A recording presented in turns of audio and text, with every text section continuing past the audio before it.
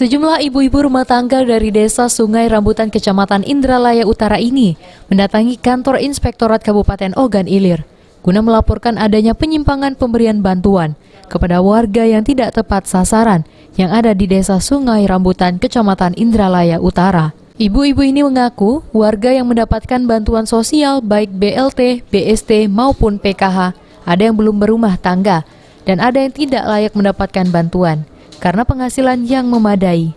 Atas hal itu, ibu ini mengaku berjuang menuntut agar mendapatkan bansos karena ia bekerja dengan penghasilan 50.000 satu hari sebagai petani dengan membiayai 4 orang anaknya.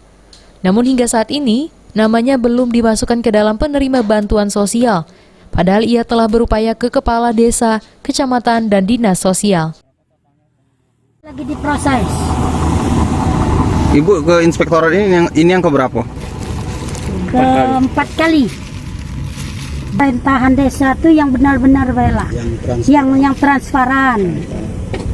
Aduh, iyo, yang jangan mintalah keadilan untuk di desa. Jangan dipilih kasih. Tegaklah keadilan dengan tegak, karena pemerintahan itu yang benar. Yang benar. Yang itu harapan kami itu tidak kata, cuman minta baik pemerintah di desa tuh yang benar. Itu baik.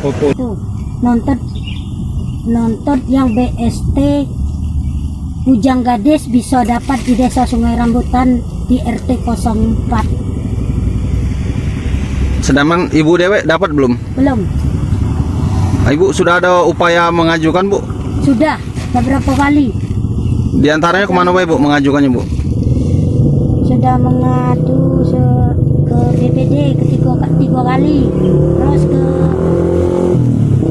anggota BPD sudah melapor, dan ngomong ke kadusnya, ke kadus 2. Itu responnya apa, Bu? Sabar, sabar. Kepala Inspektorat Kabupaten Ogan Ilir, M. Ridon, yang dihubungi belum dapat memberikan informasi kepada awak media perihal laporan penyimpangan bansos yang tidak tepat sasaran di Desa Sungai Rambutan, Kecamatan Indralaya, Ogan Ilir. Ahmad Romawi, PAL TV.